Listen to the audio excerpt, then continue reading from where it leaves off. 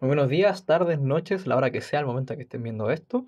Soy Martín Sánchez, secretario académico del Centro Estudiante 2025 de Ingeniería Civil Industrial y vamos a realizar la solemne 3 de investigación de operaciones que se realizó en el año 2024. Esta la pueden encontrar como su pauta en el drive de la comunidad ICI que está subido en su sección correspondiente en investigación de operaciones. Entonces, comenzando, nos encontramos que esta prueba tiene de primer problema algo referente a los problemas duales, a todo lo que tiene que ver con la dualidad en la programación lineal. Entonces nos entregan un problema primal de maximización y nos piden primero que formulemos su respectivo problema dual. Entonces, tenemos que recordar cómo se asocia un problema primal a uno dual, porque todo problema primal va a tener uno dual. Entonces, en este caso, si tenemos un problema primal que es de maximización, como se ve ahí, significa que vamos a tener un problema dual de minimización. Entonces, con eso ya saltamos de qué tipo va a ser la función objetivo. Luego, recordar que en la dualidad, el problema dual siempre va a tener la misma cantidad de variables como restricciones tenga el problema primal. ¿A qué me refiero? Si se dan cuenta, nuestro problema primal nos dice maximizar la función objetivo, sujeto a x más 1, más x2, más 2x3, más 3x4, más 5x5, menor o igual a 19, y después tenemos la segunda restricción. Entonces, cada una de estas va a tener asociada una variable que nosotros vamos a llamar pi1 y pi2. Entonces, ahí tenemos las variables que van a estar en nuestro problema dual. Pero, ¿qué pasa con la cantidad de restricciones de nuestro problema dual? Vamos a tener la misma cantidad de restricciones en nuestro problema dual como nuestro problema primal tenga variables. ¿A qué me refiero? Si vemos, en el problema primal tenemos 5 variables. Tenemos x1, x2, x3, x4 y x5, que están aquí. 2, 3, 4, 5. Bastante lógico porque se ve ahí en su subíndice. ¿Qué significa eso? Que nuestro problema dual va a tener 5 restricciones. Pero ahora viene lo más menos complicado que uno se podría llegar a confundir, que es el utilizar esta tabla para definir qué signo va a tener la restricción y cuál va a ser la naturaleza de nuestras variables.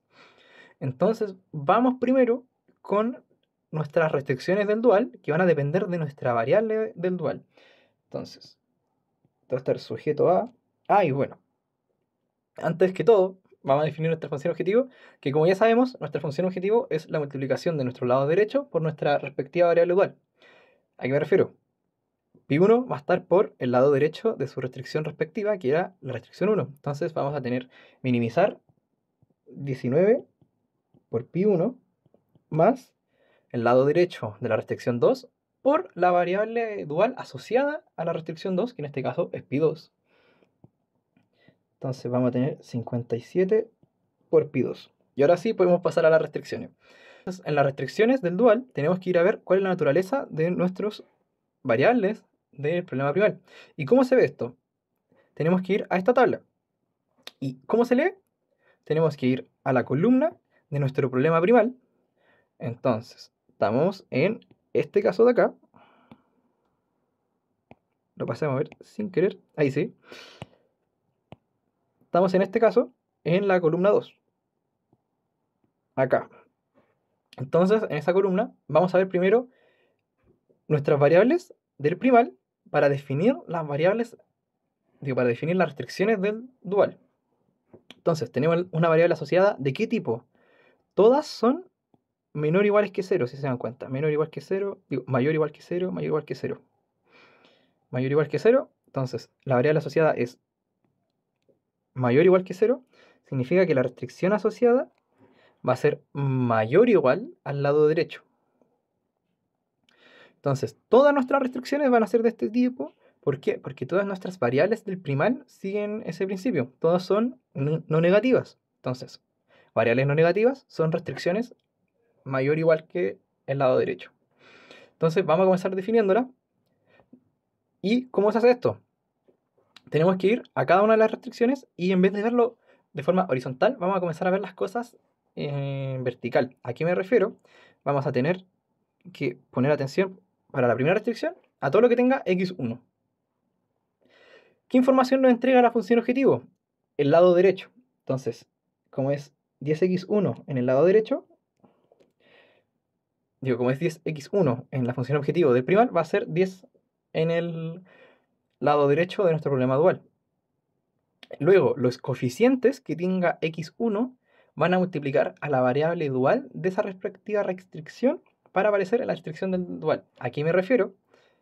En la primera restricción tenemos x multiplicado por 1.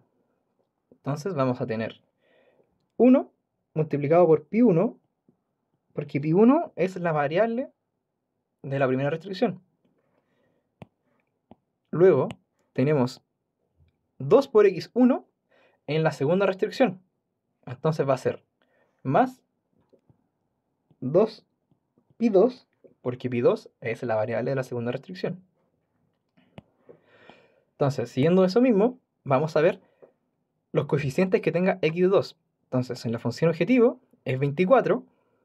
Entonces va a ser 24 menor o igual. ¿Menor o igual que qué? Va a ser menor o igual que un pi1 más 4 pi2.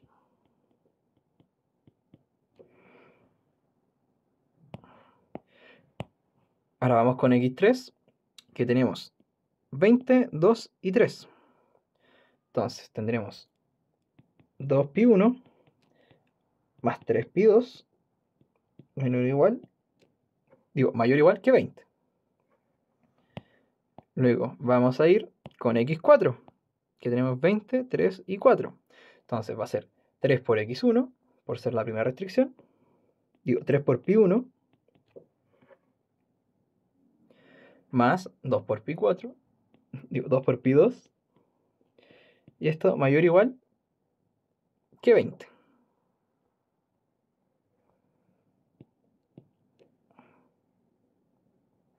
Y ya estamos con la última restricción, que es la que depende de la variable x5.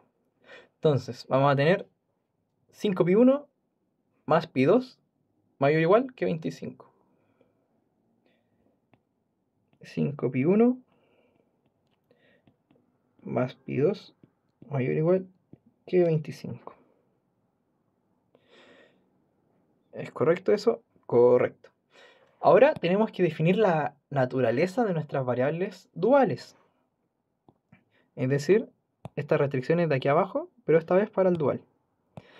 Y ahora tenemos que hacer más o menos lo mismo, pero bajar hasta la parte de las restricciones correspondientes.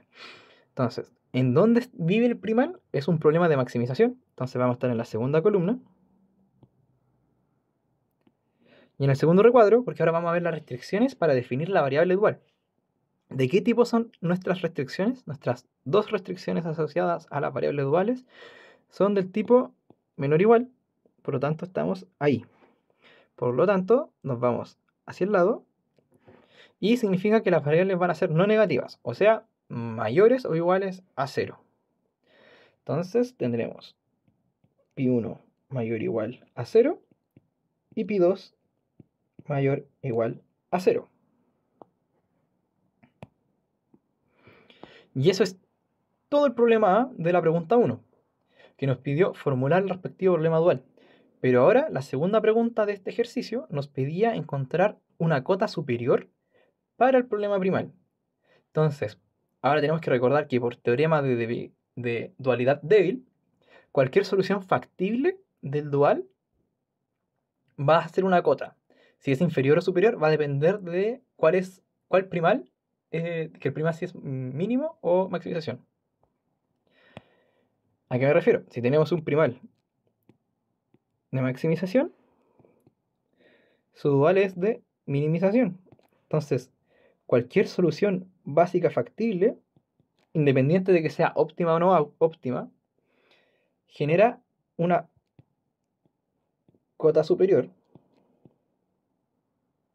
es decir, un valor óptimo al que nunca va a llegar el problema primal. En cambio, si estamos en problema primal de minimización y vamos a un dual de maximización, cualquier solución básica factible nos dará una cota inferior.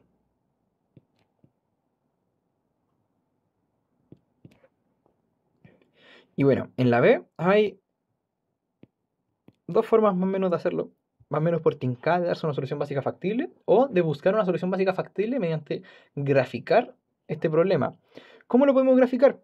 Porque como son dos variables, ya podemos tener los ejes coordenados, entonces no va a ser tan complejo. Y eso es lo que vamos a hacer para ver visualmente dónde va a estar una posible solución. Entonces vamos a definir dos ejes. Este va a ser pi2.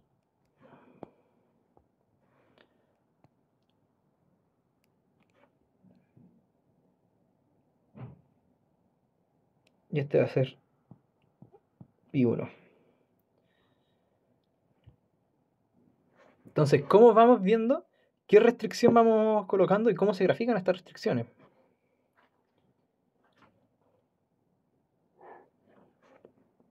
Bueno, tenemos que ir dando los valores y ir viendo cómo la otra va a ir igualando. Porque el igual es lo que aquí nos va a dar la forma de esto. Porque obviamente esto define una región, pero nos interesa la recta que generan y después ver hacia dónde, hacia qué lado de esa recta se va a generar la región factible de esa restricción.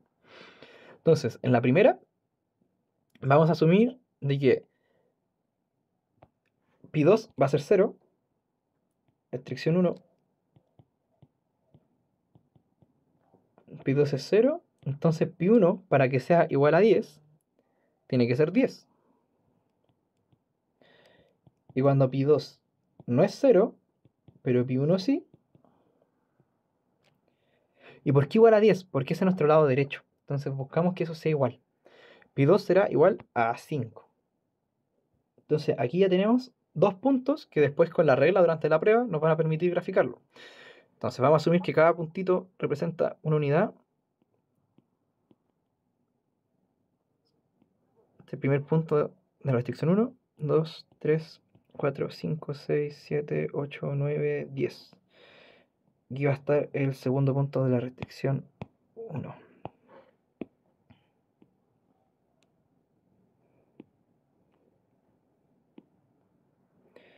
Bueno, esto no queda a escala porque estoy intentando hacer lo mejor posible. Entonces, ahora nos falta decir hacia dónde va a ir la región factible que va a definir esta restricción. Entonces, nos vamos a dar un punto cualquiera para evaluarlo en la restricción, que el más sencillo es 0, 0. Entonces, 0, 0 cumple esta restricción. Si decimos 0 más 0 es mayor o igual que 10, no. Entonces, no está dentro de esa restricción. Por lo tanto, es hacia el otro lado, no es apuntando al 0, 0. Entonces, esta restricción va a generar un espacio factible hacia allá. Ahora vamos a ir con la restricción número 2, donde nos vamos a dar un pi2 igual a 0 y un pi1 igual a, en este caso, un pi1 igual a 24. Y luego un pi2 y un pi1 igual a 0, con un pi2 igual a 6.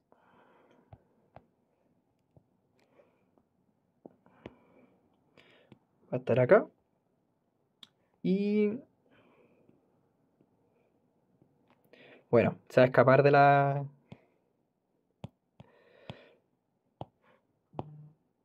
hoja, pero debería ir un poco mucho más para allá. Pero ¿cuál es la idea? Que después utilicemos una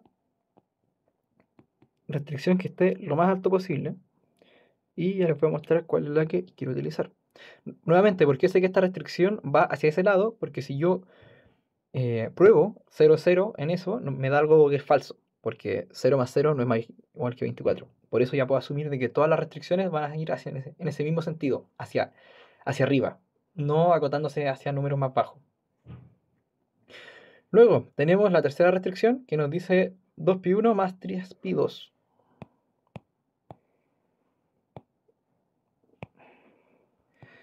Restricción 3, vamos a tener un pi1 un pi2 y un pi1 y un pi2. En este caso, este va a ser el 0 y después este va a ser el 0. Cuando pi2 es 0, pi1 debe ser 10. Y cuando pi1 es 0, pi2 va a ser 20/3, que eso es más o menos 6,3 periódico, diría ser. Entonces vamos a verificar el primer punto. Vamos al 10. 1, 2, 3, 4, 5, 6, 7, 8, 9, 10. Ahí también. Y luego el otro que nos dice como en 6. 1, 2, 3, 4, 5, 6. 6 y un cachito más. Como por acá.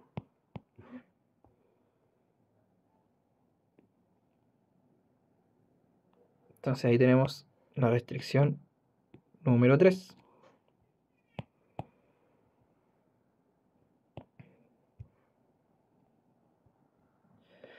Ahora nos queda la restricción número 4 que nos dice 3pi1 más 2pi2. Entonces tenemos pi1, pi2, pi1, pi2 en la restricción 3.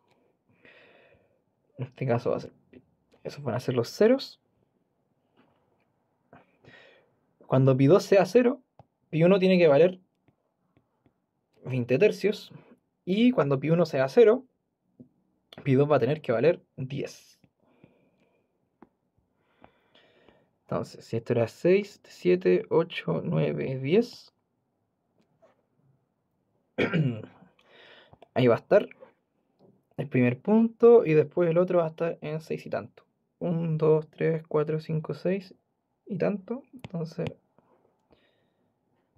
ya podemos tirar una línea. Entonces, restricción 4 y va a ser hacia allá también.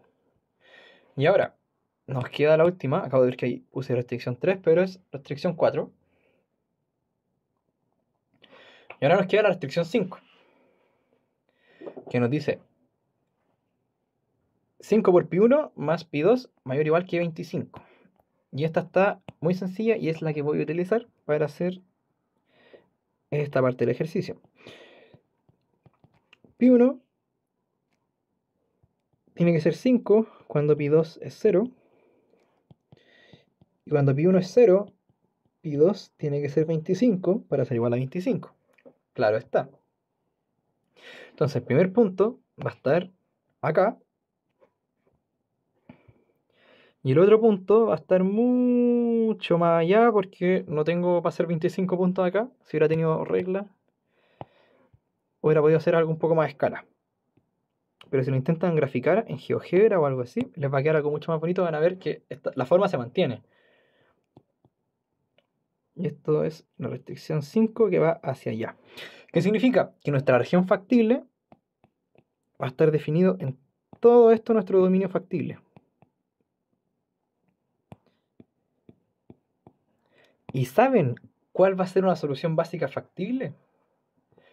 El extremo de la restricción 5. ¿A qué me refiero? El extremo que dejamos allá arriba y el extremo de la restricción 2, el que está hacia allá. Entonces, cualquiera de las dos la podemos utilizar.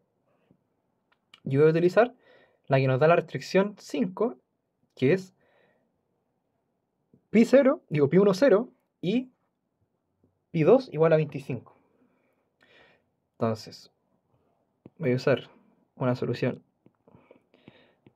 de esta forma. 0,25. Por lo tanto, el valor de nuestro dual con esto será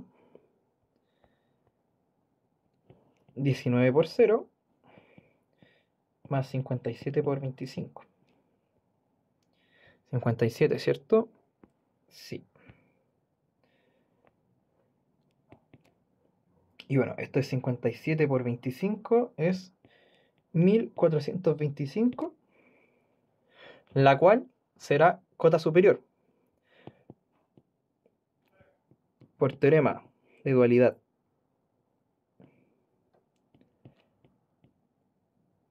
débil, 1425 es cota superior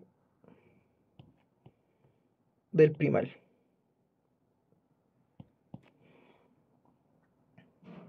Y bueno, podríamos haber probado cualquiera de las otras soluciones básicas factibles, es decir, cualquier borde de este polígono que se genera. Entonces, podría ser cualquier elemento que esté por aquí, rozando esto, ese punto de ahí, cualquier elemento de acá, hasta el punto que intersecte el eje de allá, el eje de pi1. Entonces, ahora vamos a ir por la pregunta C, que la copio en un instante.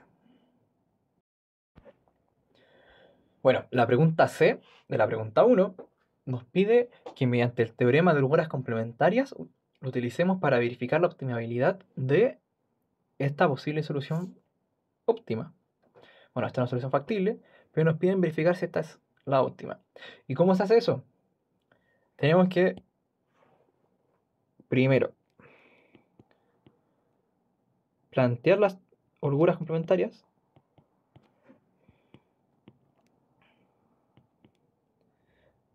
reemplazar, y con eso nos quedará un sistema de ecuaciones que podremos resolver para encontrar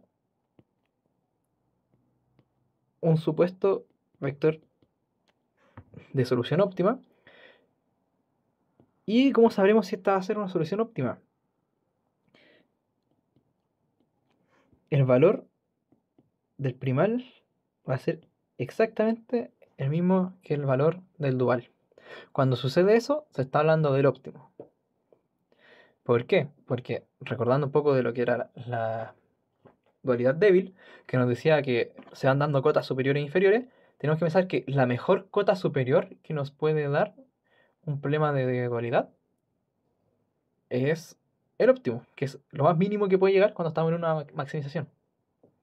Entonces, eso tenemos que buscar, de que sean los mismos valores, y si son los mismos valores, significa que son los valores óptimos junto con las soluciones óptimas. Entonces, ¿cómo se plantean las holguras complementarias? Tenemos que ir a cada una de las restricciones de nuestro primal y de nuestro dual. Se le va a multiplicar, se le va a restar su lado derecho para igualarlas a cero, y van a estar multiplicadas por su correspondiente variable dual. ¿A qué quiero ir con esto? Voy a escribir la primera ecuación que tendremos en nuestro teorema de holguras complementarias, que va a ser pi1. ¿Por qué pi1? Porque voy a utilizar la primera restricción del primal, igual a su variable asociada era pi1. Entonces aquí escribimos la restricción tal como estaba: x más 1 más x2 más 2x3 más 3x4 más 5x5 menos 19, que ese menos es nuestro lado derecho, y esto va a ser igual a 0. Si se dan cuenta, es nuestra misma restricción 1 del primal, pero con el 19 en el lado izquierdo, todo igualado a 0 y multiplicado por pi1. Entonces vamos a hacer lo mismo con la segunda restricción del primal, que nos dice pi2 por 2x sub 1 más 4x2 más 3x3 más 2x4 más x5 menos 57, y esto va a ser igual a 0. Con eso ya cumplimos las dos restricciones de nuestro problema primal. Entonces ahora tenemos que pasar a las restricciones del problema dual. Entonces, la primera del dual tiene asociada la variable x1 del primal. ¿Y cuál es la primera variable la primera restricción del dual? La que nos dice pi1 más 2 pi2 menos 10, y esto igual a 0. Luego tenemos la segunda, que está asociada a x2, que nos dice x1 más pi2 menos 24, y esto será igual a 0.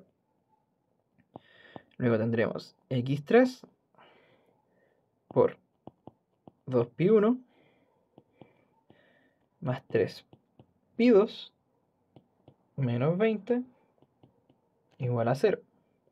Voy a escribir aquí al lado las otras dos que me faltan, que es x4 factor de 3pi1 más 2pi2 menos 20 y esto igual a 0. Y finalmente x5 por 5pi1 más pi2 menos 25 igual 0. Y bueno, se ve más o menos complicado. Bastante complicado, yo diría. Pero no lo es. Se ve así nomás. Entonces, ¿qué tenemos que hacer ahora? Ya teniendo todo esto planteado, tenemos que únicamente reemplazar nuestros valores de este vector pi que nos entregaron, que es pi1 igual a 4 y pi2 igual a 5. Y con eso ver qué información nos queda en el sistema de ecuaciones, porque ahí se van a eliminar algunas ecuaciones, ya que vamos a confirmar de que no nos entregan información o de que alguna variable va a ser 0. Entonces, si comenzamos reemplazando, vamos a quedar con, esto es 4 y 5, sí, bueno, vamos a tener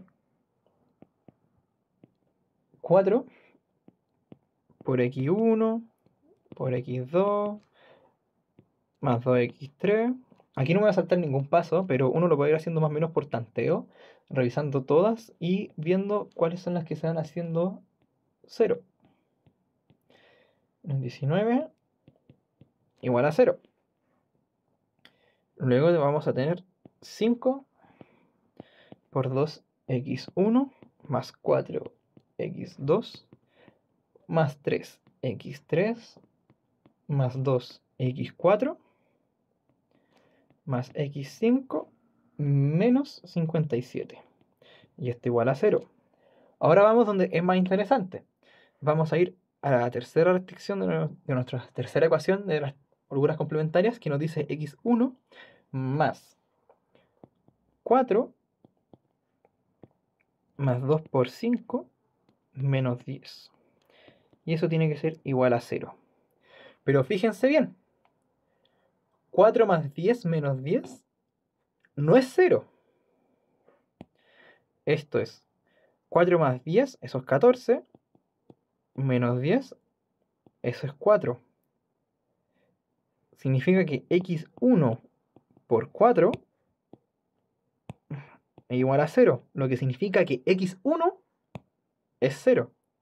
Entonces aquí se dan cuenta que este sistema ya se va haciendo más sencillo, porque en estas primeras dos restricciones ya podemos decir de que estos dos términos van a ser 0. Entonces ahora vamos a la siguiente ecuación.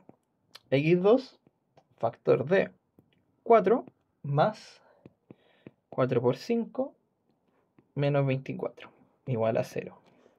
Y bueno, acá estamos en un caso desafortunado porque quedamos con 4 más 20 menos 24 y esto si es 0. Entonces nos va a quedar x2 por 0 igual a 0, que es un 0 igual a 0, por lo tanto esta ecuación no nos va a entregar información. Entonces 0 igual a 0, así que vamos a tener que terminar resolviendo para x2. Vamos por la tercera ecuación que nos entregó nuestro dual con x3. x3 por 2 por 4 más 3 por 5 menos 20. Y bueno, esto se ve de lejos de que el x va a ser 0. ¿Por qué? Porque bueno, esto es 8, esto es 15, 23 menos 20 es distinto de 0. Por lo tanto, como eso es distinto de 0, significa que para que la ecuación sea igual a 0, x3 tiene que ser 0. Entonces, x sub 3 va a ser igual a 0. Entonces, acá también se van a eliminar. Ahora vamos con x4. x4, ¿qué nos dice? 3 por 4 más 2 por 5 menos 20 igual a 0. Y esta vez vamos a tener 12 más 10 menos 20, esos 2. Por lo tanto, x4 también será igual a 0. x4 igual a 0.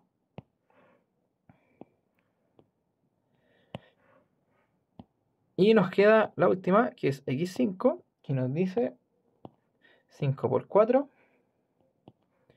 más 5 menos 25. Y bueno, esta no nos va a dar información.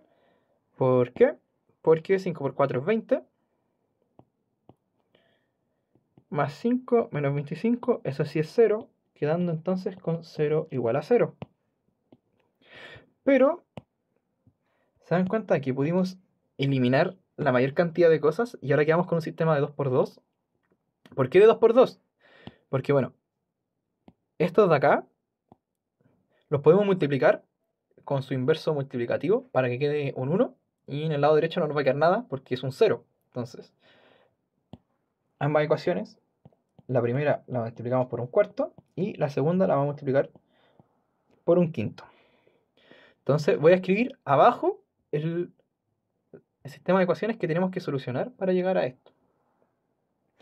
Que será x2 más 5x5 igual 19. ¿Por qué igual 19? Porque lo sumé al otro lado. Más 4x2 más x5 igual 57. Y bueno, aquí podemos hacer cualquier método de solución. Yo voy a utilizar en 1 el método de sustitución. Voy a despejar x2 en función de x5. Por lo tanto, x2 va a ser 19 menos 5x5. Entonces, reemplazándolo en 2, vamos a quedar con 4 factor de 19 menos 5x sub 5 más x5 igual 57.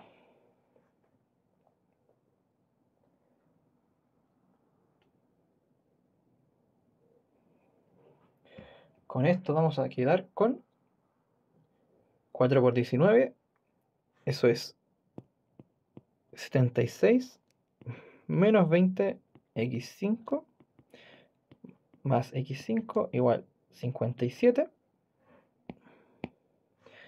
Voy a restar 76 en ambos lados. Voy a quedar con 19x5 igual a 57 menos 76. Eso es menos 19. Vamos a dividir por menos 1 sobre 19. Y quedamos con que x5 va a ser 1. Por lo tanto, si reemplazamos ese 1 en nuestra primera sustitución, esta de acá, nos va a quedar que x2 es igual a 19 menos 4, digo, 19 menos 4, 19 menos 5, que es 14. Entonces quedamos con un vector de 0, 14, 0, 0, 1, y era porque son 5 valores. Este lo tenemos que probar en la función objetivo del primal. ¿Cuál es nuestra función objetivo del primal? Esta que está acá, que nos dice 24 por x2 y 25 por x1. Entonces va a ser 24 por 14 más 25, el cual es 361. Y ahora vamos a probar con las variables duales que nos dieron. El valor de la función objetivo de esta variable dual, digo, de este problema dual, va a ser nuestra función objetivo, que estaba por 19 y 57. Entonces, a ver, 19 por 4 más 5 por 57. Y esto va a ser 19 por 4 más 57 por 5, que es 361. Lo que significa que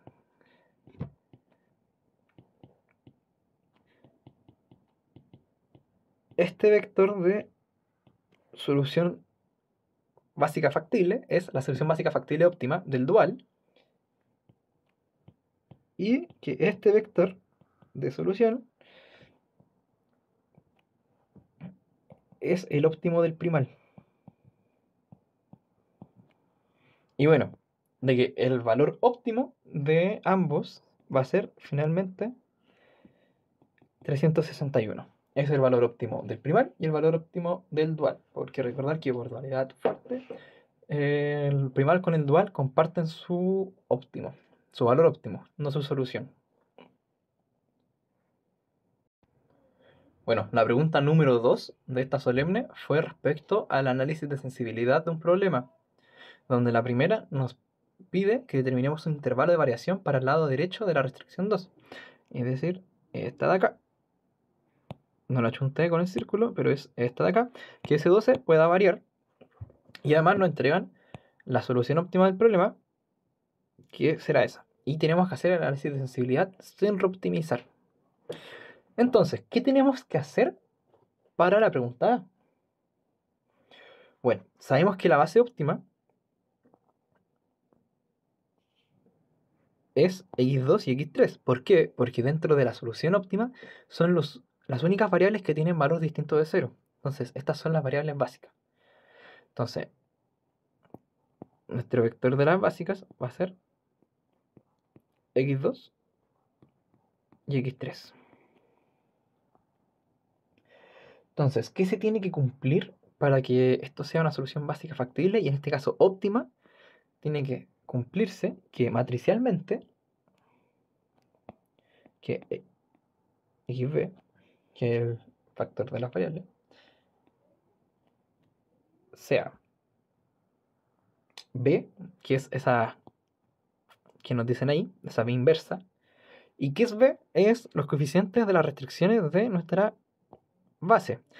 ¿Cuál es nuestra base? 2 y 3. Entonces vamos a utilizar estos coeficientes de acá y estos coeficientes de acá.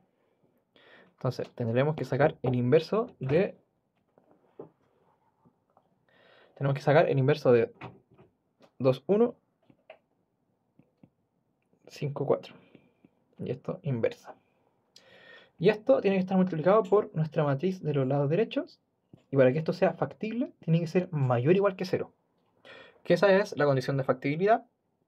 Pero aquí viene el detalle que tenemos que utilizar para definir nuestro intervalo de variación. ¿Cuál va a ser nuestro lado derecho?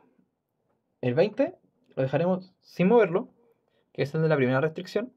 Pero ahora que nos están pidiendo analizar el lado derecho de la restricción 2, vamos a dejarlo expresado de forma algebraica. ¿Por qué? Porque vamos a resolver un sistema de inecuaciones para llegar al conjunto en el que eso sucede. Entonces, bueno, acá nos dejaron una ayuda de cómo invertir una matriz de 2×2, ya que este es un curso de investigación de operaciones y no de álgebra lineal. Por lo tanto, el problema no se resume en solamente invertir matrices. Entonces, bueno, uno puede sacar el determinante y invertir la matriz, pero rápidamente uno puede decir, ya, el determinante es 1/3.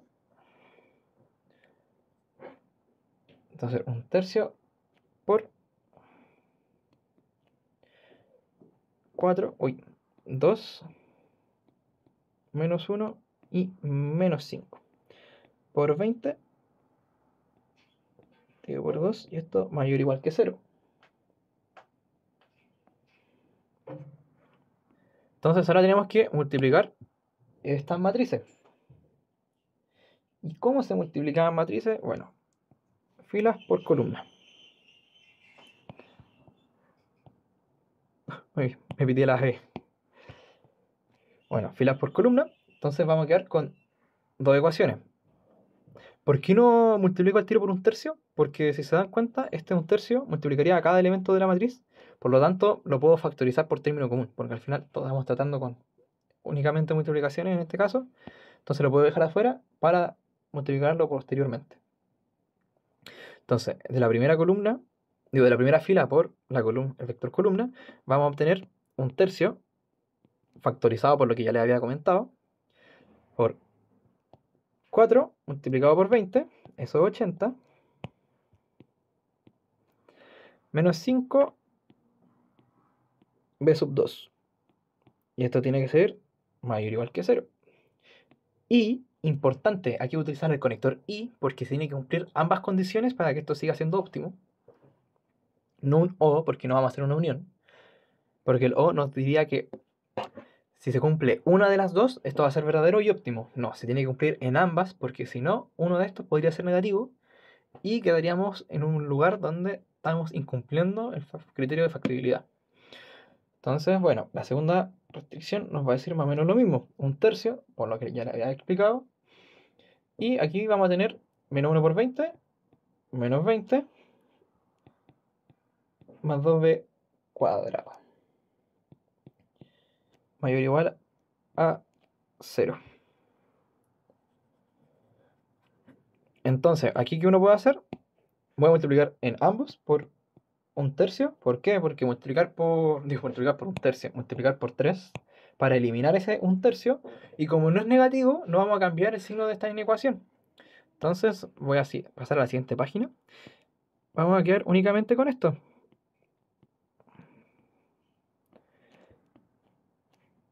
Y menos 20 menos 2 2 mayor o igual que 0.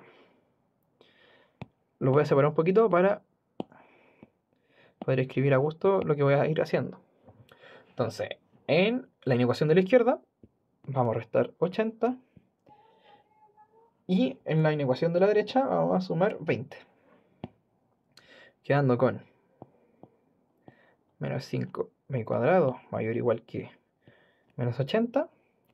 Y 2b cuadrado mayor o igual que 20.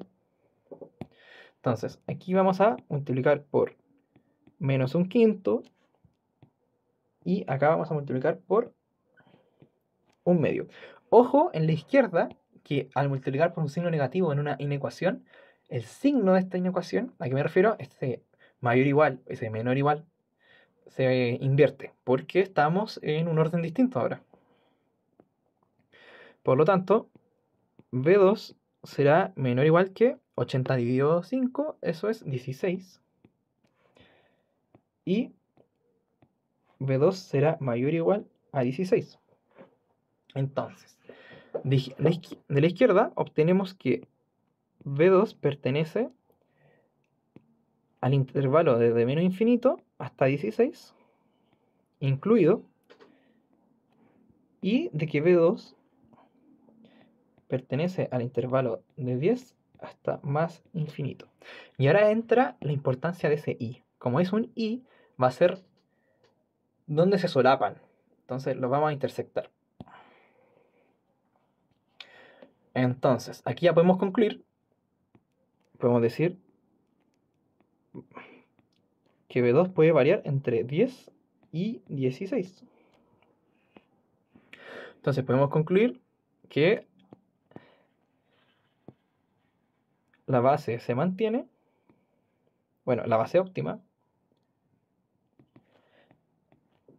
para todo B sub 2 perteneciente al intervalo entre 10 y 16, incluidos los extremos. Bueno, la pregunta B la copio enseguida. Bueno, en la letra B de la pregunta 2 de esta solemne nos pedían determinar un intervalo de variación para el coeficiente de la función objetivo de la variable 4 para conservar la solución óptima. Entonces, ¿qué se tiene que cumplir? Que bueno, que esta expresión que escribí acá sea mayor o igual que 0. Esta expresión la pueden haber visto en sus PPTs. Es una expresión que aplica para una única variable. Hay otra que se puede hacer para todas las variables que no son básicas, pero esta es para examinar únicamente una. Entonces la que vamos a utilizar. ¿Y cómo se rellena esta? Bueno, hace relación a los costos reducidos. Y sabemos que los costos reducidos tienen que ser mayores o iguales que cero para estar en una solución factible óptima. Al estar hablando de los costos reducidos de una variable que es no básica.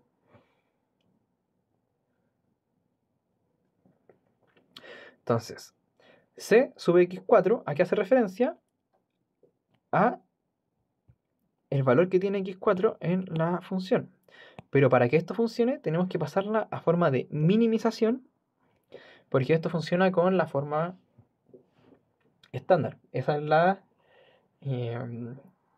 regla que pusimos al decir que tiene que ser mayor o igual que 0. Entonces vamos a tener una minimización de x1 más x2. No debería estar sumando, sino que menos x1 menos x2 menos 3x3 menos 2x4. Entonces va a ser un menos c4. C4. ¿Por qué ese menos? Porque es como si en maximización lo hubiéramos puesto c sub 4 por x4 en maximización, y al pasarlo a minimización quedáramos con menos c4. Entonces se tiene que cumplir esa relación igualmente. Y bueno, a esto le vamos a restar ¿qué cosa? Ese c traspuesta de d son los costos de la función objetivo de nuestras variables básicas. Entonces tenemos que ir a ver nuestras variables básicas, que eran 2 y 3. En este caso, menos 1 y menos 3. Menos 1 y menos 3 por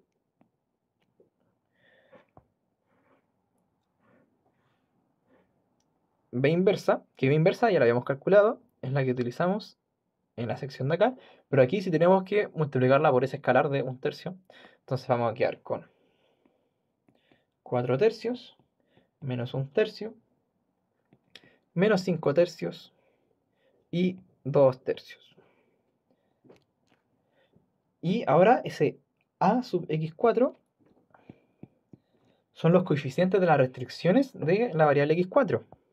Entonces vamos al problema original y x4, si nos damos cuenta, es 5 y 2. 5 y 2. Y ahora tenemos que empezar a multiplicar. Recordar que las matrices se multiplican de esta forma. Entonces vamos a hacer primero esta multiplicación. Por lo tanto, en el siguiente renglón vamos a copiar lo que no vamos a operar tal cual.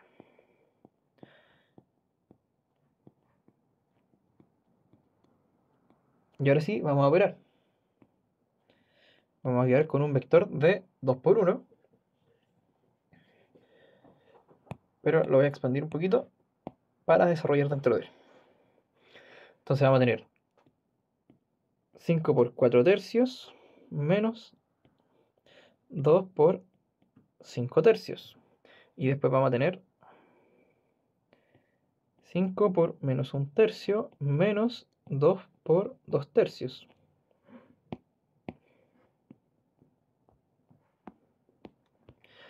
Que bueno, en el siguiente renglón vamos a poner su resultado. Menos C4, 1, menos 13. Y bueno, ahí me faltó el mayor o igual que 0. Eso parece un 6. Mayor o igual que 0. Aquí quedamos con 10 tercios y aquí quedamos con menos 1/3. Está mayor o igual que 0. Ahora tenemos que multiplicar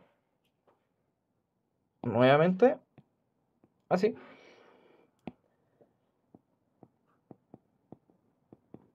Y nos va a quedar un vector de un 1 por 1. De la forma menos 10 tercios más 3 por 1/3.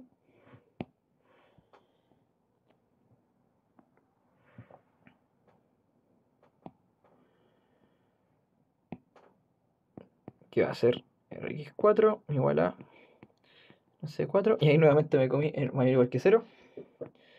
Menos 7 tercios mayor que 0.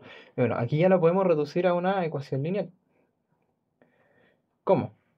Porque Rx4 sería igual a menos 7 tercios. Eso por conveniencia lo voy a escribir 7 tercios menos C4.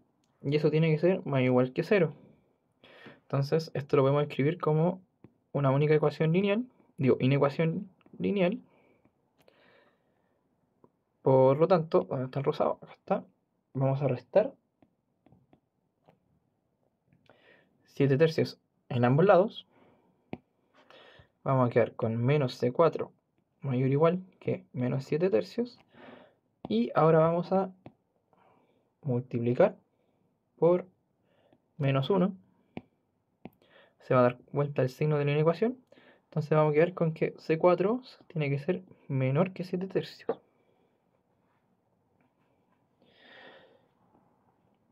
¿Qué significa eso? De que se conserva la base. Ojo, la base óptima, la base, ahí hay que hacer una diferencia entre solución óptima, base óptima y valor óptimo.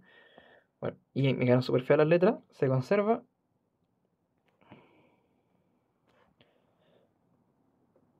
la base para todo C sub 4 perteneciente al intervalo de menor infinito hasta 7 tercios incluido. Y bueno, eso hace mucho sentido de que sea desde el menos infinito. ¿Por qué? Porque es una variable no básica. Entonces, al ser no básica, su valor es 0. Y ese 7 tercios hace el punto de partida de cuando va a empezar a ser básica. O podría entrar a la base.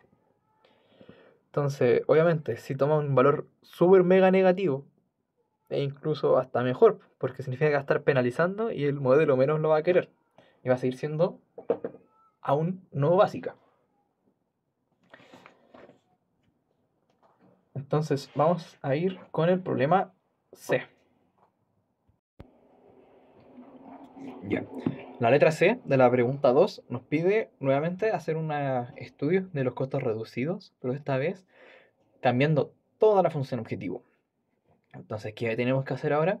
Tenemos que verificar de que esto sea todo mayor o igual a 0 para que se mantenga la solución óptima. ¿Por qué? Porque si hay un costo reducido que sea negativo, significa que esa variable va a ser un candidato a entrar a la base.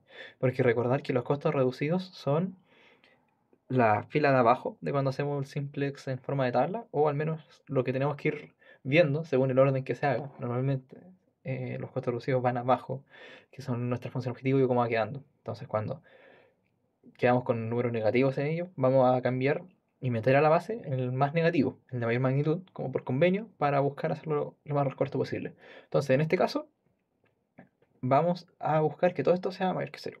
Entonces, ¿qué significa esta expresión que tengo acá? Que es la forma matricial de hacerlo, para no tener que hacer el talón y bla, bla, bla, bla, bla.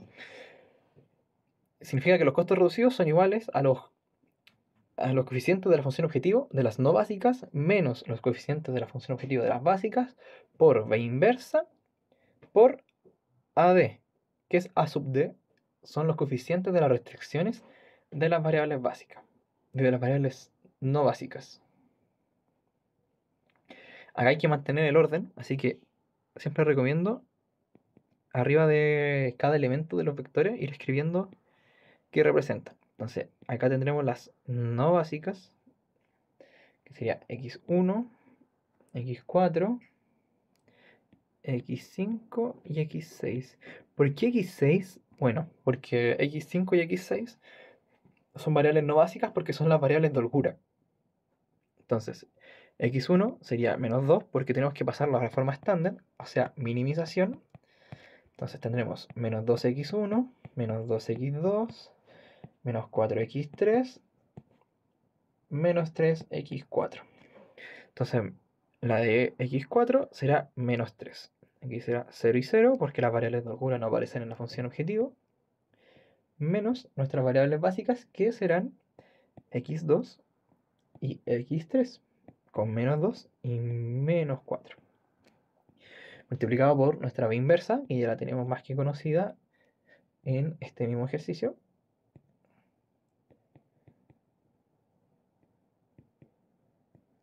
Dejen mover todo esto hacia un poco más a la izquierda para poder escribir la última matriz. Que bueno, aquí acá es donde se respeta el orden. Las columnas tienen que coincidir. ¿Se dan cuenta de que está así y así? Claro. Entonces ahora el orden que hicimos... Uy. Ahí. El orden que hicimos en esta parte, tenemos que respetarlo cuando vamos a escribir la matriz A. Entonces vamos a ir a nuestra... Aquí mismo.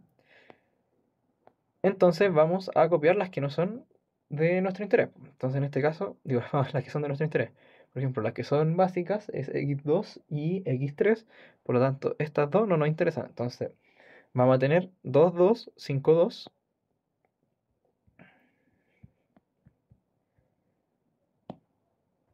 2, 2, 5, 2, 1, 0 y 1. ¿Por qué 1, 0 y 0 y 1? Porque esos son los coeficientes en las restricciones de nuestras variables de holgura. Porque x5 sería la variable de la restricción 1 y x6 la variable de la restricción 2. Entonces con esto ya queda netamente multiplicar matrices y esto es muy mecánico. Entonces es filas, filas por columna y así. Voy escribiendo los resultados porque ya esto es más mecánica que otra cosa. Solamente recordar que se hace de derecha a izquierda. Entonces lo que no movamos lo voy a copiar abajo tal cual. Menos 2, menos 3, 0, 0, menos 2, menos 4. Acá nos va a quedar una matriz de 2 por 4, que será menos 2 tercios, 2 tercios, 10 tercios, menos 1 tercio, 4 tercios, menos 1 tercio, menos 5 tercios, 2 tercios. Ese resultado lo pueden comprobar con alguna calculadora de matrices en línea, o si su calculadora puede calcular matrices, lo pueden hacer mucho más rápido. Entonces ahora nuevamente nos queda esta multiplicación y ahora sí nos va a quedar un vector de un 1 por 4, obviamente para que se puedan sumar. Y hice muy grande eso. Entonces será menos 4 tercios, menos 16 tercios, menos 4 tercios y 2 tercios. Aquí ya me huele de que esto no va a seguir siendo óptimo. ¿Por qué? Porque aquí tenemos un 0 y le vamos a restar un número positivo. Por lo tanto, vamos a quedar con un costo reducido negativo. Pero bueno, igualmente hay que restar. Entonces, estos se van a hacer positivos. Se va a distribuir el signo. Por lo tanto, vamos a quedar con 4 tercios, 16 tercios, 4 tercios y menos 2 tercios. Quedando finalmente con menos 2 tercios, 7 tercios, 4 tercios y menos 2 tercios. Como estos dos son negativos, no se cumple el criterio de optimabilidad. Por lo tanto, no se conserva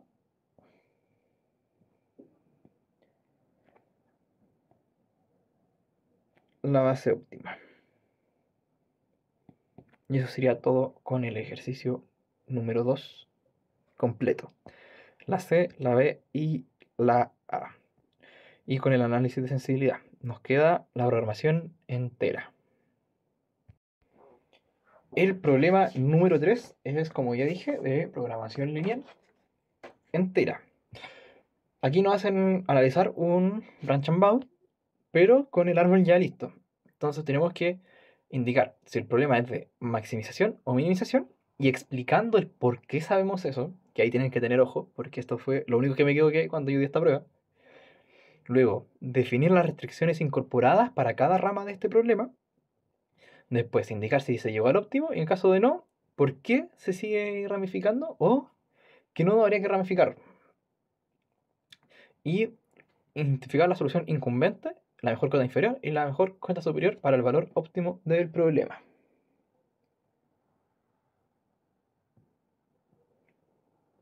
Entonces, en este primer problema, porque se constaba de dos árboles, tenemos que identificar primero si es de maximización o minimización. ¿Cómo lo vamos a hacer?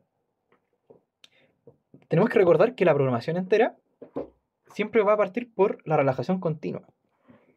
Entonces, la relajación continua, o RC, no me acuerdo cómo mal le decían, pero la relajación continua es la mejor solución de este. Ese es el óptimo de nuestro problema, pero cuando estamos en un continuo. Pero cuando tenemos que pasarlo a los enteros, aquí comenzamos a tener problemas. ¿Por qué? Porque siempre va a ir empeorando lo que estemos haciendo. El ir ramificando el problema le vamos acotando con nuevas restricciones que le vamos poniendo a las ramas, y estas nuevas restricciones empeoran el problema. Entonces, ¿qué significa que empeore? Cuando estemos maximizando y nuestra relajación continua nos dé un óptimo grande y demos cuenta que en las ramas se va haciendo más chico el valor objetivo. ¿A qué me refiero? A que el z es menor, no estoy escribiendo, a que el z es menor, porque aquí tenemos, en el primer problema, tenemos un z igual a 41,36. Después tenemos Z26, Z41,33, Z,39, Z,37. Entonces, podemos asumir, y ni siquiera asumir, ya podemos decir con fundamentos, que esto se trata de maximización. ¿Por qué? Porque el valor objetivo, porque el valor de la función objetivo es menor en las ramificaciones, porque esto va empeorando.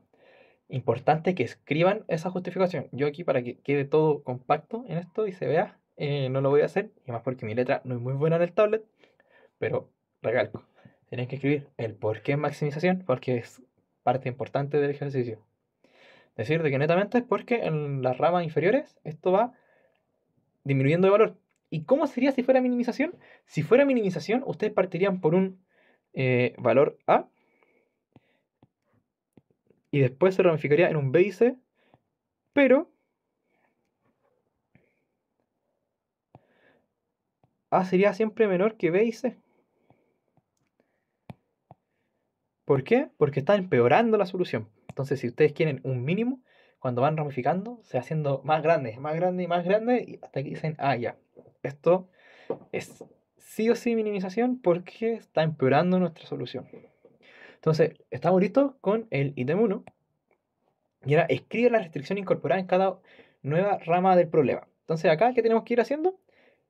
Tenemos que ir en el nodo padre, en este caso, ver cuáles son sus variables que son fraccionarias, en este caso x1 y x3, y ver en los siguientes problemas cuáles se vuelven enteras. Y en este caso, lo pasamos a ver. Y en este caso es x1, porque en el problema de la izquierda es x1 igual a 0 y x1 igual a 1. Y si se dan cuenta, se vuelven los valores que están en los extremos, porque 0,05 está entre 0 y 1. Entonces, ¿qué significa? Que aquí se añadió la restricción de x1 igual o menor que 0, y aquí de que x1 es mayor o igual a 1. A 1. Entonces, ahora vamos a ver el problema de la izquierda para ver a qué se llegó. Bueno, se llegó a que esto era infactible a una única variable fraccionaria. Por lo tanto, vamos a añadir estas dos restricciones. X3 tiene que ser menor o igual que 8, y x3 tiene que ser mayor o igual que 9, que esa restricción nos deja un espacio, digo, un dominio de factibilidad vacío, por lo tanto el problema se vuelve infactible. Entonces, por eso se descarta y se desecha al tiro.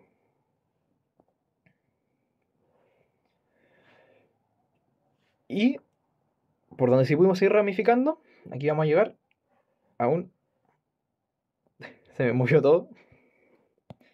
Denme un segundo para ajustarlo.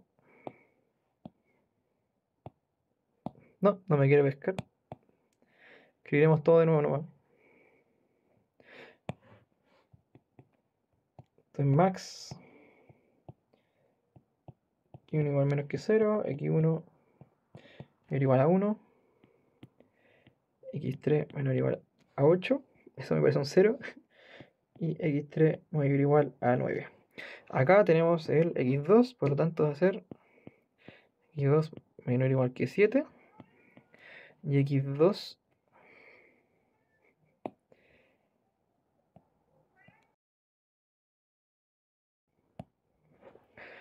y X2 mayor o igual a 8. Que esto también lo vuelve infactible. ¿Y qué nos damos cuenta? En este último problema llegamos a una solución entera. Esta de acá. Por lo tanto, ahí ya dejamos de seguir acotando. Porque ya cuando llegamos a una solución entera, esto se llama un incumbente. Entonces cortamos ahí y se deja de iterar. ¿Qué significa un incumbente? Es un candidato a solución óptima en el entero. ¿Qué es lo que nos decían? Acá, indique si ya se ha llegado al óptimo. En caso de que no sea así, indicar que no debe ramificarse. Y indicar la solución incumbente, la mejor cota inferior y superior. Bueno, estas dos cosas van más o menos de la mano. ¿Por qué? Porque las cotas superiores nos van acotando, la cota superior y la cota inferior nos van acotando el problema de forma que nos vamos acercando al óptimo. Y bueno, además, el 3, ¿por qué sabemos que es un óptimo? Porque ya no se pueden seguir ramificando ningún tipo de problema. Porque este de acá es infactible, este otro también es infactible, y acá tenemos el incumbente. Y como el incumbente no se puede seguir ramificando porque es entero, sabemos de que x igual a 0,78 es la solución óptima.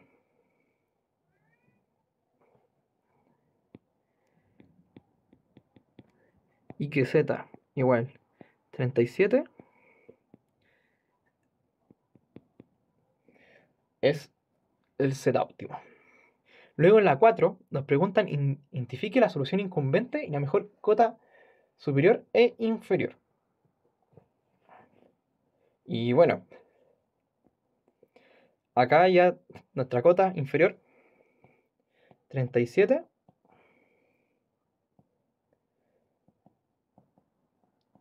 y nuestra cota superior 37. ¿Por qué llegamos a eso? Porque bueno, tendríamos que haber ido actualizando las cotas mientras íbamos haciendo el problema,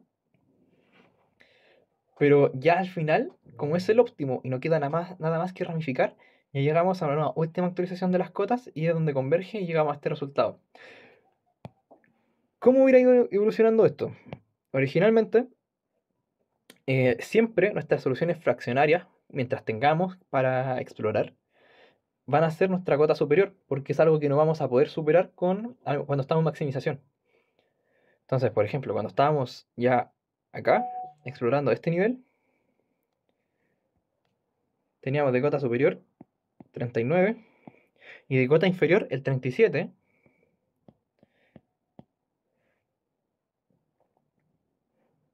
De cota inferior el 37. ¿Por qué? Porque era el incumbente, entonces era nuestra mejor solución entera hasta el momento. Pero cuando ya llegamos acá al final y nos damos cuenta de que, oh, ya no podemos explorar nada más, nuestra cota superior pasa a ser nuestro mejor incumbente. Y eso es todo el ejercicio. Y, y bueno, la solución incumbente es justamente nuestra solución óptima, porque además es la única entera que tenemos. Vamos con el siguiente ejercicio, que este sí tiene un poco más de jugo, un poco más largo. Y bueno, tenemos que primero identificar si es maximización o minimización. Acá, nuevamente maximización. ¿Y por qué es maximización? Porque si ustedes ven los valores de z, o sea, los valores de la función objetivo, estos van disminuyendo. Entonces, como ya les expliqué, cuando la programación entera siempre te va a ir empeorando el resultado que obtuviste con la relajación continua. Entonces ahí tenemos el argumento de por qué maximización. Entonces aquí netamente nos queda comenzar a trabajar y añadir las restricciones que se le fueron poniendo a cada uno de estos problemas para ir explorando cada una de las ramas. Entonces, en el primer nodo de todos, en el nodo padre, tenemos ambas son fraccionarias.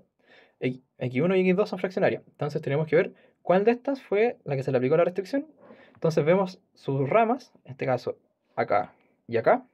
Si nos damos cuenta, la que pasa a ser entera es X1. Por lo tanto, se entiende de que la variable a la cual se le puso una restricción es a X1. Entonces, en el nodo de la izquierda se le puso X1 tiene que ser menor o igual que 3. Y en el nodo de la derecha, X1 tiene que ser mayor o igual que 4. Y bueno, si fuéramos actualizando las cotas, que lo voy a ir haciendo, Z. Acá, ¿cuál es nuestra mejor solución fraccionaria? 24. Y todavía no tenemos incumbente. ¿Por qué 24? Porque es la más alta de las dos fraccionarias que hemos tenido en el nivel en el que vamos. Porque aquí ya no nos podemos devolver hacia arriba. Estoy haciendo como si no tuviéramos todo el árbol, como si fuéramos explorando poco a poco. Luego, en el nodo de la izquierda, tenemos x1 igual a 3, eso ya es entero. Entonces a x2 se le va a aplicar una restricción. ¿Cuál restricción? Que x2 tiene que ser menor o igual que 3. Digo, menor o igual que 3, menor o igual que 4. Y que x2 tiene que ser...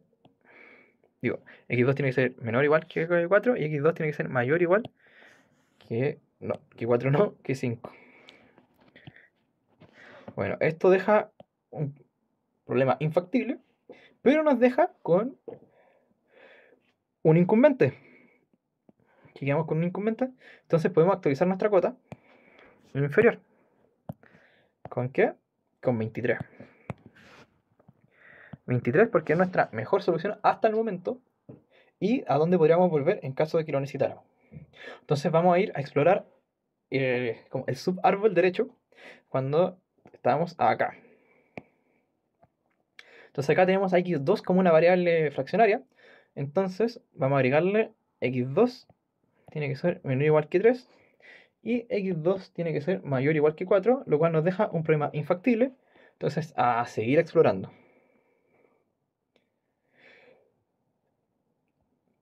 No hemos encontrado soluciones mejores. Y bueno, aquí ya podríamos parar, porque ya tenemos un incumbente que es mucho mejor que eso, pero vamos a seguir asumiendo que quizás en un inicio se empezó explorando esta rama en vez de la otra. Vamos a seguir hasta que quedemos, que ya no se pueda agotar más. Acá donde tenemos que poner las restricciones, en X1. X1 menor o igual que 4 y X1 mayor o igual que 5. Me quedó súper feo ese X1. Y bueno, aquí llegamos a un incumbente más, pero es menor que el incumbente anterior, entonces no actualizamos la cota inferior. Y hasta ahí llegamos con esa rama. Luego, en el problema de la derecha, quedamos con x2 fraccionario. Entonces, nuevamente, vamos a poner más restricciones. Que x2 tiene que ser menor o igual a 1 y que x2 tiene que ser mayor o igual que 2 y nos deja con un problema infactible. Acá, nuevamente, tenemos soluciones que no nos actualizan la cota superior porque son peores, incluso peores que nuestra cota inferior. Entonces, nuevamente a explorar con x1 poniéndole más restricciones. Vamos a acotarlo con x1 tiene que ser menor o igual que 5 y que x1 tiene que ser mayor o igual que 6. Y acá llegamos a dos incumbentes, pero si se dan cuenta, digo, a dos incumbentes.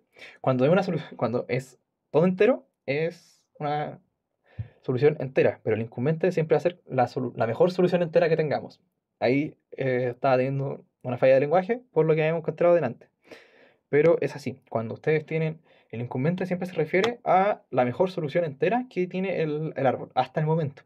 El incumbente se puede actualizar, ¿de qué forma? Si yo hubiera empezado explorando de esta forma, llego acá, este se vuelve mi incumbente,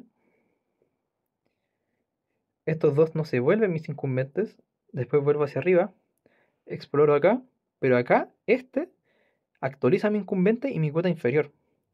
Y como hace eso, pasa a ser mi mejor solución entera. Y bueno, como ya exploramos todo, ya encontramos cuál es nuestra solución óptima. Nuestra solución óptima va a ser el de este problema, que era nuestro incumbente, el 3, 4, con z óptimo igual 23. ¿Por qué? Porque no quedan más problemas que explorar. Eso no me quedo como un z, me quedo como un 2. No quedan más problemas que explorar, entonces ya tenemos el árbol listo y no va a haber algo mejor que eso. Y luego nuestras cotas van a ser 23